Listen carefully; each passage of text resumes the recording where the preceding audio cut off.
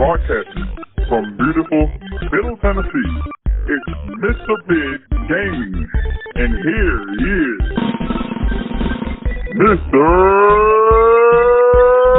Big!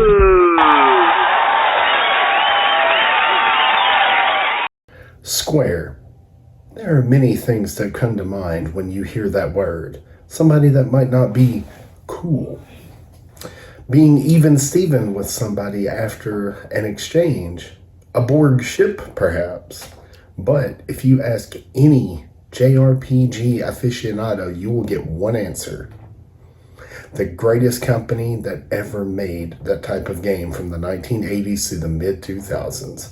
This is Mr. Big, and we're going to be talking about Final Fantasy. Final Fantasy is a long and venerated JRPG franchise that began life in Japan in 1987 and had a US release in 1990. The series has had remakes and remasters coming out as late as 2023. That's 36 years of love being given to a game series that started on the NES. But what is Final Fantasy, and why is there more than just, well, the final one? The short answer is, the game was substantially more popular than anticipated, so invariably a sequel was made, and it became popular, so on and so forth. The long answer is why it's Final Fantasy Month here at the Game of Nerds. So grab a Mountain Dew, find your old CRT TV, and have a seat. We're diving in. The OG Final Fantasy was originally made as Square's answer to the Dragon Quest series. However, over time, Final Fantasy has gained so much popularity worldwide that the only JRPG franchise that is more popular is Pokemon, and nothing's taking that titan down anytime soon. Whereas Dragon Quest was a straightforward adventure with a single character, Final Fantasy was a massive undertaking with a multitude of side quests and a party of 4.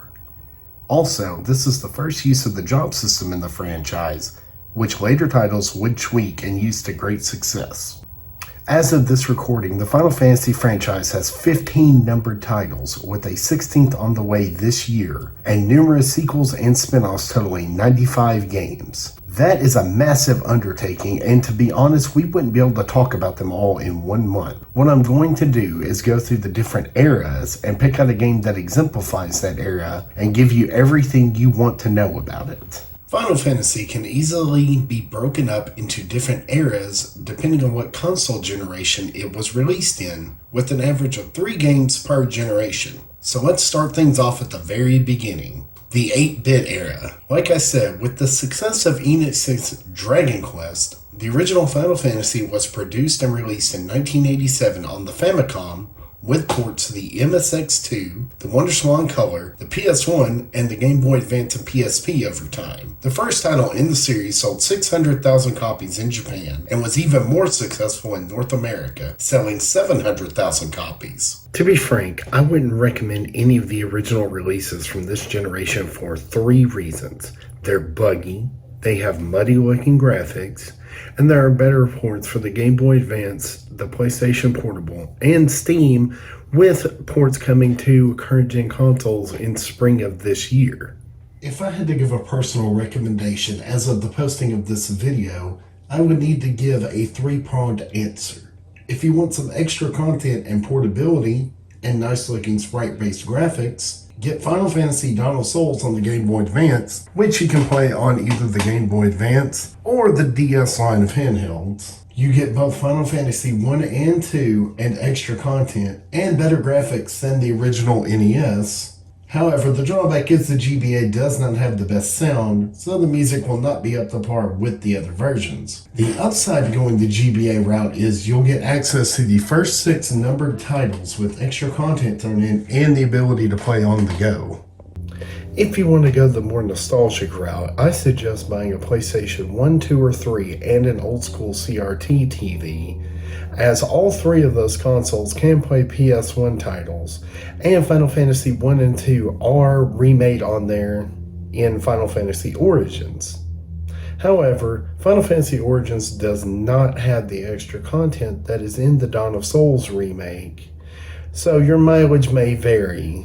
Would you rather have more clean looking graphics on a bigger screen or extra content on a smaller screen with portability? The third option is, of course, the pixel remasters of Final Fantasy 1 through 6 that have released on Steam over the last couple of years to critical reviews. They are very faithful to their original counterparts, for better and worse. There's no added content. The sprites are redrawn, however, they still play pretty true to how they looked on their original consoles. But they are all coming to current gen consoles in the spring of this year. So that would be added portability if you own a Nintendo Switch and want to play them on the go on a nice big Switch screen, which I don't know who wouldn't, to be honest. I love my Switch. I play it all the time.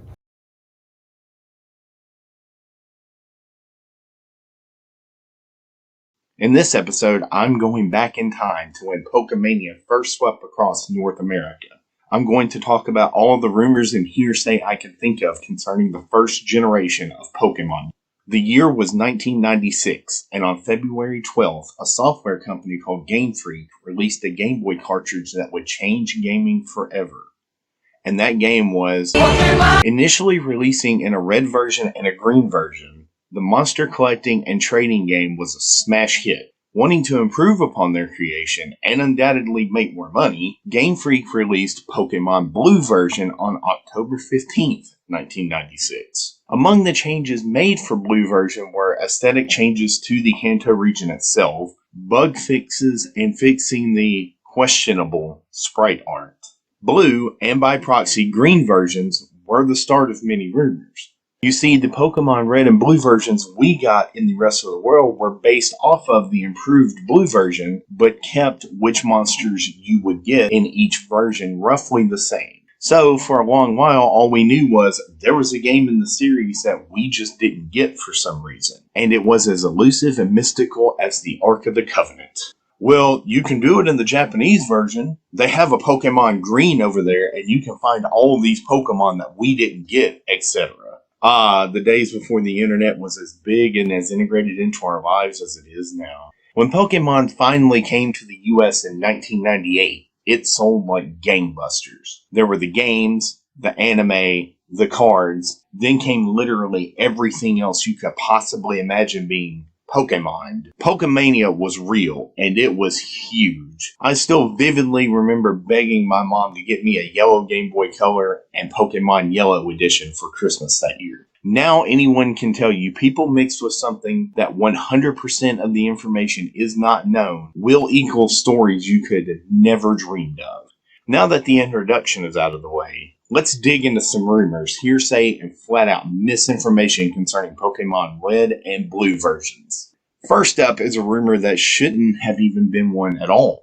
This rumor was printed in a Nintendo Power April Fool's issue in 1999. According to the rumor, players could trade a Dratini back and forth, then evolve it all the way into Dragonite, and then, in the last dungeon of the game, use a Firestone on it to evolve it into Mario's faithful steed, Yoshi. Admittedly, it came with a halfway decent mock picture, but even coming out on April Fool's Day, it should have been a pretty big red flag that you could not do this. The evolving Raichu.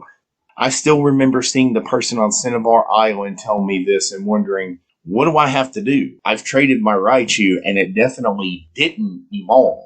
And doing what any 12-year-old could at the time, I talked to my other friends who played Pokemon, and being unable to find an answer, we simply started speculating, as did many other people. This is how you get Pikablue. More on that to come. Raichu had an evolution that was scrapped to save cart space, etc. While some do claim this as proof that Raichu could evolve at one time, it all boils down to laziness and translation at the time. Originally, that person on Cinnabar Island wanted to trade their Graveler for your Kadabra, and Kadabra would evolve into Alakazam upon trading.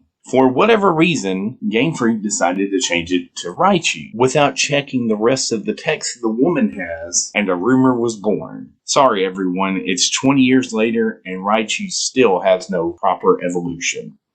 Pikablue? While red and blue versions were still fresh here in the States, Japan had already gotten Generation 2 of Pokemon, gold and silver version. Now, obviously, pictures of game footage were going to get on the internet, and with little to no context whatsoever. So when this started appearing with the name Pikablue, the imaginations of Pokemon fans everywhere were set ablaze. Who is this? It's obviously in the Pikachu family. Look how similar they are. Admittedly, they do share a passing design similarity. Round body with a zigzagging tail. This little rumor can be chalked up to overzealousness and the inability to quickly verify information on the internet, as it's just a Generation 2 Pokemon, Meryl. It also didn't help in the lead up to the first Pokemon movie that this Pokemon was shown heavily in the trailers. However, when you finally saw it in the movie, it was definitively identified as Meryl. Another thing to note is the fact that semi-legit Pokemon looking mock-ups like this were being posted all over the internet.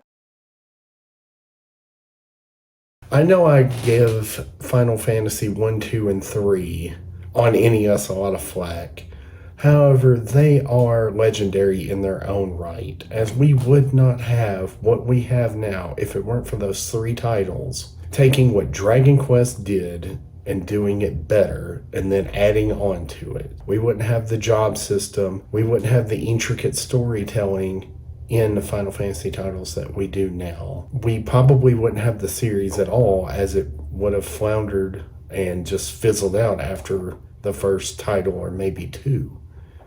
So as much flack as I do give them, I also give them a lot of respect. And whichever way you do decide to play it, I recommend that you do play these titles, as it is the foundation of what we have now, and it's nice to know where what you love came from.